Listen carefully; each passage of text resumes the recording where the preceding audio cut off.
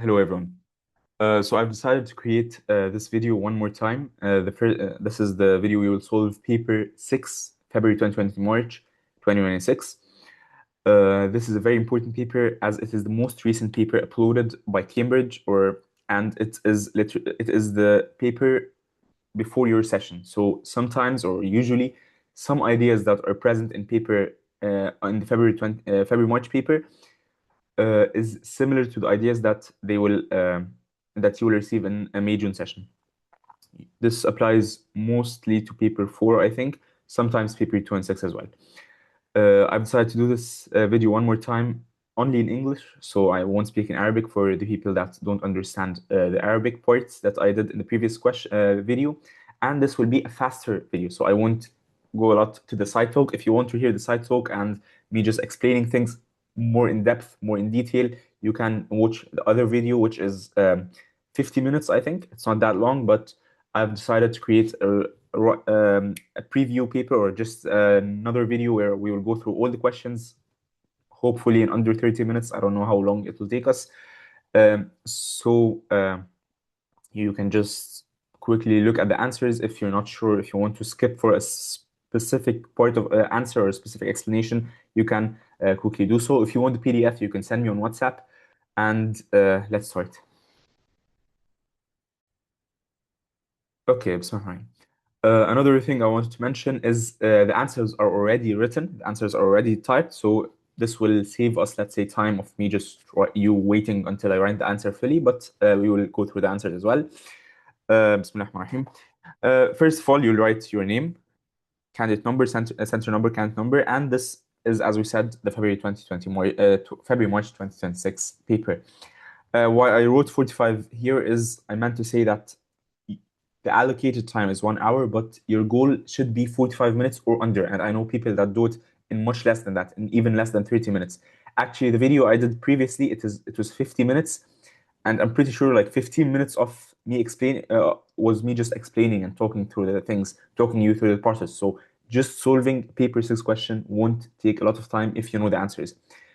If a hard question comes or a tricky question comes in your exam, then you have extra time for more thinking. Tamam? Okay, let's start going through the first question. Student uses electrolysis to electroplate zinc rod with silver. So what do we want to electroplate? The zinc rod. What will we electroplate with? Silver. This is very important. Before even starting, just a quick recap. Electroplating. We have anode, and a cathode, and the electrolyte. These are the three things you need to know very well to answer any electroplating question. What should be added to the anode? It is the thing we want to electroplate. So here this will be the zinc rod. Okay. What should be added to the cathode? It is the thing we will electroplate with, whether it's silver, gold, copper, whatever. Here it is silver. And the electrolyte should be a salt, a soluble salt, containing the ions of this silver, or containing the ion that we want to electroplate with. Okay, so here it is silver. And we know that all nitrates are soluble. All nitrate salts are soluble. Therefore, with any metal, we'll write this metal nitrate, ensuring we have a soluble salt, so that we don't get into deep thinking of is the salt soluble or not. So here we'll say silver nitrate. If it was copper, we'll say copper nitrate. Even though we know copper sulfate is also soluble, and it is not wrong if you write it, but just for you to get used to just always writing silver nitrate, so copper nitrate, gold nitrate, whatever, platinum nitrate. Yeah, it depends. Okay, let's look at the question. The student uses the apparatus shown in figure 1.1. Here, as we said, we have the cathode, so we immediately know this will be the zinc rod. We have the anode, which was the silver, the electrolyte, which we know should be silver nitrate. Name the item of apparatus labeled A in 1.1. This is, of course, a beaker. Zinc rod used as the cathode in figure 1.1. They already mentioned it. Identify the element that was used as the anode. It is silver. I then use a suitable electrolyte, as we said, silver nitrate. 2 marks, silver and nitrate. That's how specific they are, and that's how we should be very careful. Okay, a teacher uses the apparatus in figure 1.2 to make chlorine gas by electrolysis. Chlorine gas is toxic. The moment you read the word toxic in a paper 6 question, you know you have to remember a fume cupboard. Okay, and I'm pretty sure this answer this question will be asked. We have here they didn't say which one is the anode, which one is the cathode. We don't care. We know it's molten lead chloride. So at the negative, at the cathode, we'll have lead, and at the anode, we will have chlorine gas produced. Chlorine gas produced won't be able to escape except from this side arm, okay? And as we said, it is a toxic gas. Describe how the teacher can confirm that chlorine gas comes out of the side arm during electrolysis. They're basically asking for the test for gases. If you should know it by now. If you don't know it, you have to know it for paper 2 and paper 4. But lucky for you, paper 6, you already have this at the end, where you have all the tests for gases, and here chlorine gas, it teaches damp litmus paper. So you will just write this in words. Put damp litmus paper in front of the side arm. It has to be damp. It gets bleached, okay? And why does it get bleached? Because the chlorine dissolves in this liquid or this water that's on the litmus paper, and then it bleaches the paper. State one safety precaution, as we said, that should be taken due to the formation of chlorine gas in the experiment, performing the experiment in a fume cupboard. Okay, you can even write it fully and not just fume cupboard. Now we'll go to question number 2. A very important thing I wanted to mention is that question number 2 usually gets around 16, if you're unlucky, to 20 marks. And you know that this paper has 40 marks. So it is literally 50% of your whole paper 6. So I don't want you to lose even 1 mark in this. And it is a very easy question. If you just go through the steps and if you solve a lot of it, you'll get used to how this works. And my only tip to you is avoid silly mistakes. Please avoid silly mistakes. Read them very carefully. If you see anything during reading the experiment that you know is something wrong, is something that could be improved, highlight it or underline it and mark it. For example, you see they are using during a titration, and they're using a measuring cylinder instead of pipette or burette. At the same point, just underline it and then put a story beside it. Write pipette, write burette. Do it, because you will forget when you go down. Okay, so just anything you think that is important, highlight it, underline it. Anything that should be improved, highlight it or underline it, and understand the experiment carefully. If you understand the experiment, how does it work, the rest of the question is very easy. If you just read it just really quickly, just so that you finish this part, you won't do this question correctly, because sometimes they usually ask questions that depend on your understanding, and this is very, very, very clear in one question here that I'm pretty sure a lot of people could have lost marks on. I'll tell you, it's the graph question, okay? But at the same time, Cambridge, when they ask such a question, which is tricky, which needs a very deep understanding, they will only put 1 or 2 marks so that you won't lose a lot of marks. But as we said, we don't want to lose even this mark. Okay, a student investigates time taken for 50 centimeters cubed of carbon dioxide gas to be when solid sodium hydrogen carbonate reacts with dilute citric acid at different concentrations. So what do we know? He measures the time, or he investigates the time taken to produce 50 centimeters cubed of carbon dioxide. Okay, so whatever the concentration he's using, he will always wait until he gets 50 centimeters cubed here, and then he records the time. So for example, if the first one had 20 seconds and the second one had 10 seconds, which one is faster? Of course, the 10 seconds. Okay. And this is a classic rates of reactions question. Sodium hydrogen carbonate, citric acid, sodium citrate, water, and carbon dioxide gas. The student does 5 experiments using the apparatus shown in figure 2.1. Here's the apparatus, and let's read experiment number 1. Use a 50 centimeter cube measuring cylinder to pour 50 centimeters cubed of citric acid into a 250 conical flask. If he asks for improvement, we might say, okay, he could use a pipette or he could use a burette for us to ensure that the volume is very, very, very accurate. However, I think this might be okay here.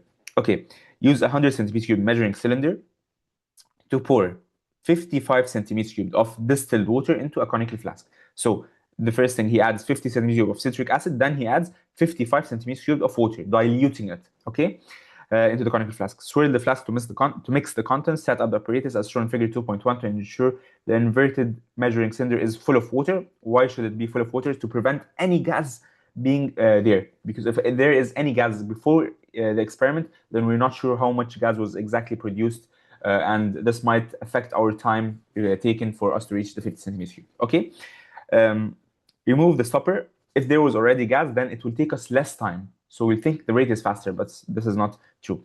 Remove the stopper from the conical flask. Ensure the delivery tube remains inverted in the inverted measuring cylinder. Add 1.5 grams of sodium hydrogen carbonate. Okay, 1.5 grams of sodium hydrogen carbonate to the conic flask. Do not mix the contents of the flask. Immediately replace the stopper and start the stopwatch. Here, I put these two exclamation marks because this is a very important part. Why? As we know, when we do this, the rate is the fastest at the first second. At 0 seconds, we have the fastest rate, the steepest gradient, right? Okay. So when we just add them, the stopper is open. So some gas will be produced and some gas could escape. And then we'll immediately close it, I understand. But in this second, some of the gas escaped, and this will give us less accurate results. And there is a question that will be asked about this. And therefore, we have to I told you to mark it during solving. Okay. Measure time taken to collect 50 centimeters cubed of gas in the inverted measuring cylinder. Record the time in seconds to the nearest whole number. Rinse the conical flask with distilled water. Experiment 2, repeat experiment 1 using 50 centimeters cubed of distilled water instead of 55. So did he change citric acid? No. Did he change the sodium hydrogen carbonate? No. He just changed the water to make it less dilute. Here it's 50 instead of 55. Repeat experiment 3, repeat with 45, repeat with 40, repeat with 30. Okay, so the only thing changing, the only variable changing is the amount of water, reducing its, making it more concentrated. So this is the most concentrated, and therefore we would assume that the rate here will be the fastest. Okay, the fastest rate. Experiment number 5. We will do this. We'll do this experiment. Volume. We'll just fill them. Here, volume of citric acid used. As we know, this is just to confuse you. They should all be 50. Why? Because they didn't mention at all that it will be changed. So write 50.5 for all of them. Volume of distilled water. We started with 55, then it was 50, then it's 50, 45, 40, and 30 centimeters cubed. Usually in these questions, I prefer and I will advise you to always put 0.0, except when it is, like, for example, for time or something where this is not a possible thing. But other than this, just write them, put to 1 decimal place to make sure you are on the safe side.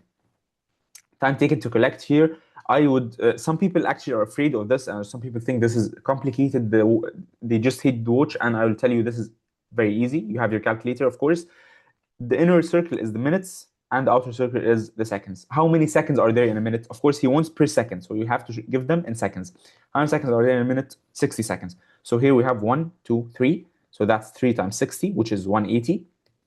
And then you will add the seconds. This is 15, 20, 25 seconds. So 180 plus 25, that is 205. Okay, the second one, this is just 2 minutes, so that's 2 times 60, 120. The third one, this is 1 minute, so 60 plus, that's not 15. We have to be very careful. This is 10, 11, 12, 13 plus 13. So 60 plus 13 is 73. This is not even a minute, so this is just 45 seconds. And the last one is 20 seconds. Okay? And by doing this, we just get our 3 marks. Sometimes it's 4, sometimes it's 3. It depends on the complexity of this part. Part B, sketch the graph. And I want you to, I'll actually do this. I think you already have an idea, but okay. Experiment, write suitable scale on the y-axis. So first of all, we will write the scale. It is very important when we write the scale that we cover at least 75% of this graph. We can't just write, do it here, and then our whole thing is on this side. We need to cover it at least 75% so that this is, according to Cambridge, a suitable scale on the y-axis. Okay, this is the first part. Experiment 1 to 5, draw the line. And another thing, you have to use a pencil. In this part, pencil. And you'll draw crosses. Please don't do dots. Please, please. Then it is not accurate, and sometimes you lose marks. So just draw a cross. A cross is more specific. They will know exactly where the point of the two meeting. And sometimes people will just do a dot, but they think they're smart, and they'll just do this. So the examiner doesn't know what do you mean, which part is it, this or this. Therefore, just doing a small cross that is clear with a pencil is the best thing to do. Okay. And then we plotted them all. We had here at 30, of course, we did 50, 100, 150, 200, 250. So each box is 5, each 2 are 10. So this is 20, this is 10, 20. And as we have here, this is 20 seconds, and then 45, and then and so on, and we keep going. And this is how the graph looked like at the end. We'll connect them using a line of best fit. Line of best fit could be either a straight line or a curve. Here I saw that it looks like a curve, and therefore I went for it. And this is the classic rate curve. You remember, it always looks like that. The thing is, why is it inverted? Because we have the time on the y-axis. Okay, here they give us the time on the y-axis, so we'll just go with it. But if you are the one to draw it, of course, we'll do it the other way around. The mean rate of the reaction is calculated using the equation shown. This is one of the questions that needs understanding. Okay, calculate the mean rate of the reaction in experiment 3. Give units for the mean rate of your reaction calculated. One of the things that people could be confused of is they will try to look for the volume here and then the time taken here, and then they could just say, okay, the volume is at experiment number 3. Wait a minute, it was 45. Right, the volume was 45, and then the time taken in experiment number 3, I think, was how much? 73 seconds. So it will be 45 divided by 73, and that is my answer. And if you did this, you will not get the mark. And this is why you have to read the question correctly and read the question correctly. Here they said it is the volume of gas collected, and we know for all of them, how much volume did we collect? We collected 50 centimeters cubed for experiment 1 till experiment 2. And we just recorded the time for us to reach this volume. So whatever the experiment you use, we'll have 50 divided by 73. So it's always 50, okay? And this will give us 0.68 seconds. The units, the same thing. Volume is centimeters cubed. Time is in seconds. So it will be and they are divided by each other. So it will be centimeters cubed per second, okay? So these are the 2 marks. Use your graph to deduce the time taken to collect 50 centimeters cubed of 35 of gas if 35 centimeters cubed of water is used. You have to show you're working. If you don't show, you lose the mark. You have to show that you draw a line from 35 and then you went till here, getting 30 seconds. Okay. Yeah. 1 second.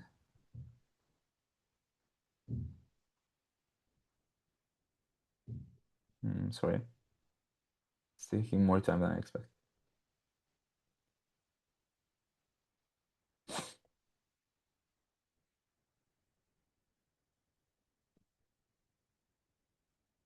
Okay, the gas collected in the inverted measuring cylinder contains 1 second. Okay, so I've decided to cover the answers so that you could think with me while we're doing it. For those who saw the answer, okay, you're lucky. The gas collected, the inverted measuring cylinder contains air from the conical flask. State what is the effect. Okay, so what do they mean? They mean that whenever the air that enters this is not it's not always just carbon dioxide, pure carbon dioxide. It's some of the carbon dioxide produced will push the air in the conical flask, because we're not in vacuum, we have air in the conical flask, which will then enter the measuring cylinder. Okay, let's read the question. And then they say, state what effect, if any, this air will have on the accuracy of the results of the investigation. Explain your answer. What do you think? Will this affect if the air is coming from the conical flask itself, or it's not carbon dioxide? It doesn't affect. Why? Because carbon dioxide, for example, we have 50 centimeters cubed of carbon dioxide produced. It will push 50 centimeters cubed of the air inside the conical flask into the measuring cylinder. Therefore, at the end of the day, exactly the same amount of carbon dioxide produced will be in the measuring cylinder. So we're not. So our answer is accurate, and we're not having we're not having a less accurate result. Therefore, I will write no effect, and the explanation will be the volume of air displaced into the cylinder is equal to the volume of carbon dioxide produced. Okay, some gas escapes. The thing we mentioned about just immediately putting the stopper on, adding the solid sodium hydrogen carbonate, the conical flask, and replacing the stopper in the conical flask. Explain how the apparatus can be changed so that no gas escapes. You may draw a diagram to help you explain your answer. Whenever, you don't have to be Picasso to draw this. Whenever you see this, just draw whatever, because if you forgot a point during explanation, during writing your answer, and they see it in your drawing, you will still get the mark. Okay. For this, we have different solutions. First of all, as we said, we need this to be the conical flask. This looks really bad. We need the conical flask to to be sealed when they start reacting. Why? This still looks bad, but I don't care. Why? Because as we said at the beginning, the rate is very fast. So at the moment they touch each other, the moment they start reacting, the gas will be produced. So some of the things possibly we could have something separating them. So the liquid is here, and then we have the solid here. This is a bit hard, but you could write it, and it will probably be accepted. Another one is adding a small boiling tube or test tube, a small test tube inside with the gas. So this is the acid, and then we have here, the solid, and we have the solid inside the test tube. So did they react yet? No, they didn't. You could even attach it to a rope outside. Why? Just for us, so that when we want to start the reaction, we could just pull the rope and they will start reacting. Another way is just mix it and then they will start reacting. So all these are possibilities we could do. So that when they react, no gas escapes. And then, of course, probably just doing this is enough, but yani, why not? Let's do this as well. As I said, you don't have to be very good at drawing. It just has to be understandable. They have to understand, okay, what do you mean actually by this? And yeah, that's good enough. Okay, so this is what was meant. And then here's the answer. Add a small test tube attached to a rope containing the solid inside into the conical flask with the into the conical flask with the acid. Then seal the flask with the stopper. So we sealed it before reaction. Pull the rope for the solid to react and immediately start the timer. Okay. State the effect, if any, the gas escaping has on the time taken to collect 50 centimeters cubed of gas compared to if the apparatus was changed so that no gas escapes. So if state the effect, if any. Oh, actually, I think I've done this. I haven't done this correctly. Here they're asking if the gas escaping has on the time taken.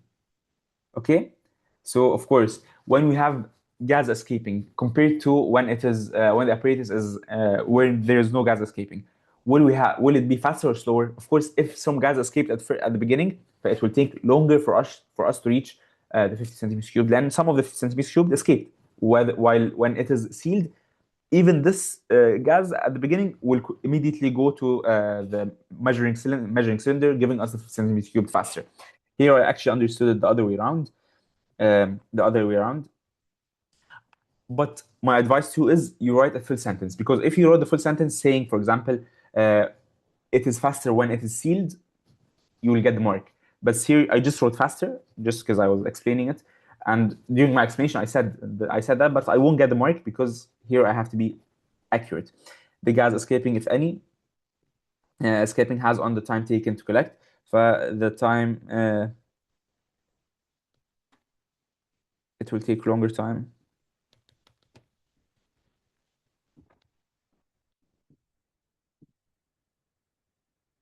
When the gas is escaping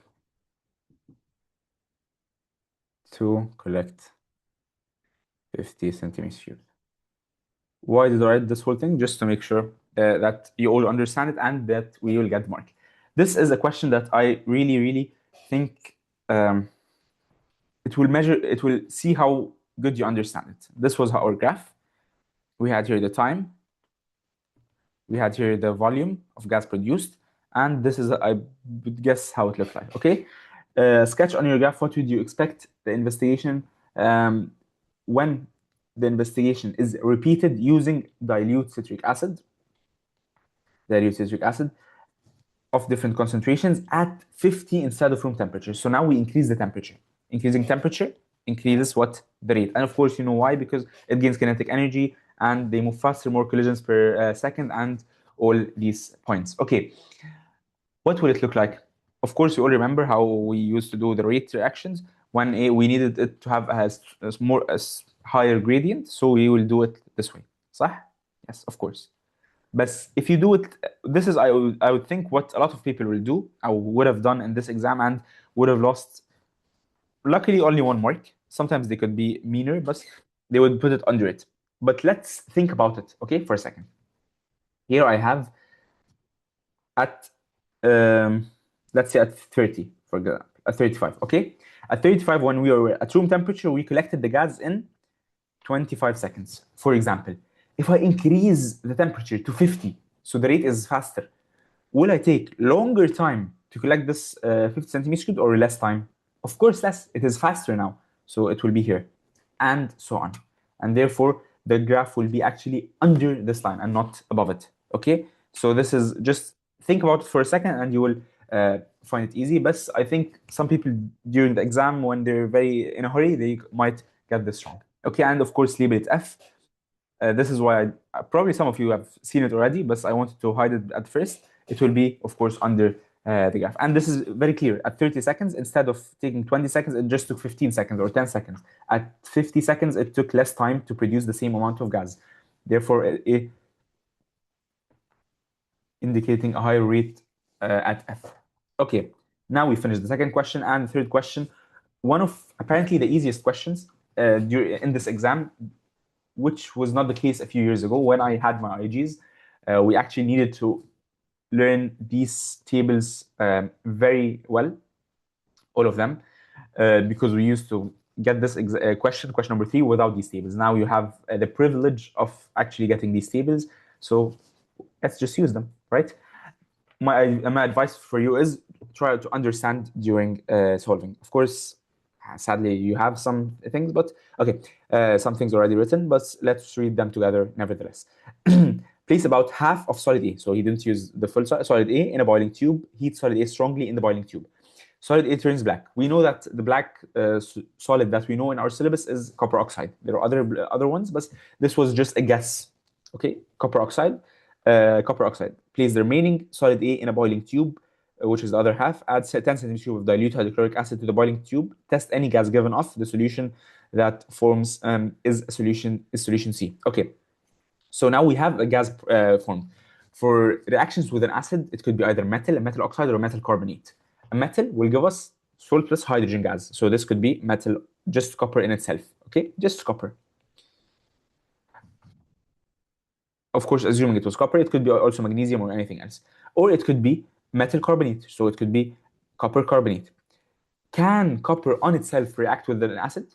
Of course not. Why? Because it's below hydrogen in the periodic in the reactivity series. So this is the only option is copper carbonate, and this is even ensured when they say that effervescence is seen.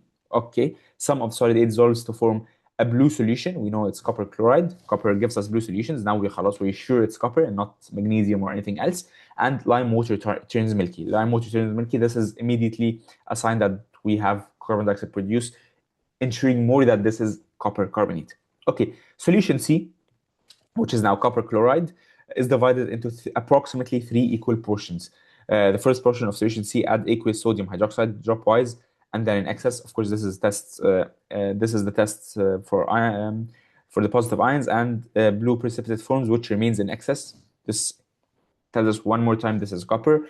The second portion of solution, add 1 centimeter cube of nitric acid, followed by few drops of aqueous barium nitrate. No change. This is the test for sulfate.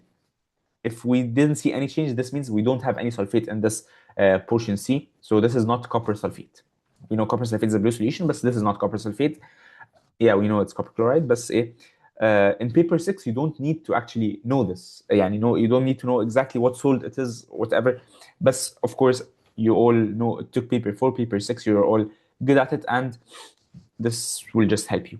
Identify the gas given off in test number 2, which turned lime water milky. It's carbon dioxide. Say the conclusion about solid A that can be made from observation. Test 4, as we said, no sulfate ions present. Identify solid A. It is copper carbonate. You can write it like that or completely. The third portion of solution C, student adds excess aqueous ammonia. Observation. You don't need to learn it. You'll just go down here. You'll look, okay, with copper, aqueous, light blue precipitate, soluble in excess, giving a dark blue solution. So you'll just write it. And you will take 2 minutes of your time to write this, or 1 minute of your time to write this in your own words. You can even copy it here in the exam, and you will get the marks. Test on solution number B. Solution is an aqueous barium chloride. Okay, so it's aqueous barium chloride. The student divides solution B into 3 equal portions to record the expected observation. The student carries out a flame test on the first portion of solution B. State the type of Bunsen burner flame the student should use when carrying out the flame test. This was a very important part of our I think, of our paper 6 revision class that we've done, which was the Bunsen burner. We have to understand the Bunsen burner is important. Sometimes it's even in question number 1, and you have multiple marks on it. To increase to what is the hottest flame on the Bunsen burner? The hottest flame is the blue flame. This is where complete combustion happens, where it has sufficient oxygen. Okay, when it's yellow, no, it doesn't have enough oxygen, and there is no complete combustion. So what will you do for us to turn it from yellow to blue? This is something outside your, not even for this question. You have an air hole here where air or oxygen enters. You will just open it. When you open the air hole, you will have a blue flame. We also call it a blue roaring flame. For any of these flame tests, we need a blue roaring flame. And yeah, exactly. So a blue roaring flame here. State the results of the flame test on solution B. You will just check it in the you check the test, the flame test for barium, and it will be light green flame. The second portion of solution B, the student adds 1 centimeter cubed of dilute nitric acid followed by a few drops of aqueous silver nitrate. This is the test for chlorine, and we know chlorine will give us white precipitate, bromine will give us cream, and iodine will give us a yellow precipitate. So here we have a white precipitate. To the third solution portion of solution B, the student adds 1 centimeter cubed of dilute sulfuric acid. As we have here, barium as well. Barium with sulfuric acid will give us barium sulfate, which is an insoluble salt, which will give us a white precipitate. Very good. So now we're done with the first 3 questions, and we will go to the fourth question. The fourth question is the question that a lot of you, let's say, just struggle with or think it's hard, but in reality, I don't think it's hard at all. It is one of the questions that if you understand it, you will do well. You will do well in it. And I have actually a PDF, if you wanted, you can send me, which contains a lot of the repeated questions or the ideas that was in this question, specifically with the 6-mark question. So you could just have go through them and read how they're answered and what are the marks given for. Okay, for my tip for you is don't start writing immediately. The first step is think about it. Read the question very well. Imagine you're entering the lab. You're having your white coat and your goggles. You're tying your hair or you have the hijab, whatever. And then you're covering your hair for safety. And then you will start the experiment. Just put yourself in this mood, okay? And then read the question very carefully. Understand it. After you understand it, this is the first thing. Understand and read the question very carefully. Give yourself time. As we said, I want you to solve the whole paper, this first part, in 20, 30, 40 minutes, so that you have the rest of the time for this question. Okay, this is the first part. You can actually check how much time we took till now. I don't think we even passed the 30 minutes. Hydrated chromium nitrates. Hydrated chromium nitrate is a salt which is soluble in water, hydrated, or before even reading the question. The second point is you have to mention the apparatus you use. You have to mention specific volumes. So don't just say add copper oxide to whatever. No, just say add 5 grams of copper oxide to 25 centimeters cubed of hydrochloric acid using a measuring cylinder, using a pipette, using a burette. Mentioning these apparatus gives you extra marks. So and then just understand the question well. After you have an idea of the answer in your head, then start writing. Don't just immediately start writing. Let's read the question. And hydrated chromium nitrate is a salt which is soluble in water. So now we know we will have something in the direction of salt preparation, which it is a soluble salt. So we won't have the precipitation method. Now we have 3 methods of obtaining salts: precipitation, excess, and titration. The precipitation is already out of our calculations. Hydrated chromium nitrate is made by reacting insoluble base. So now even the precipitation, the titration is not there. With dilute nitric acid, chromium oxide reacts very slowly with dilute nitric acid at room temperature. Okay, so here we know that this will be the excess method. The second thing, you remember, that's why I wrote copper oxide. When we had copper oxide in our syllabus and we said salt preparation, we want to create copper sulfate from copper oxide. What did we do? We heated it. Why? Because it's reacted slowly at room temperature. So you will have a mark here where you say heat this reaction, okay? And when you say heat, chromium oxide reacts very slowly. You have to mention this part. Okay, describe how to make pure dry crystals of hydrated copper nitrate. Pure dry crystals. So here we know we have crystallization, and then you will say all the points of crystallization till the crystallization point: cool, wash, wash, filter, cool, filter, wash, dry between two filter papers, and probably you'll get 3 marks or 2 marks just from saying these 4 points. Okay, you're provided with chromium oxide, nitric acid, and common laboratory apparatus. Yeah, so I could just throw it for you before even starting the excess method. What do we do usually during the excess method? We have a beaker, we have our acid here, and we will add excess solid. We'll add what? Excess solid.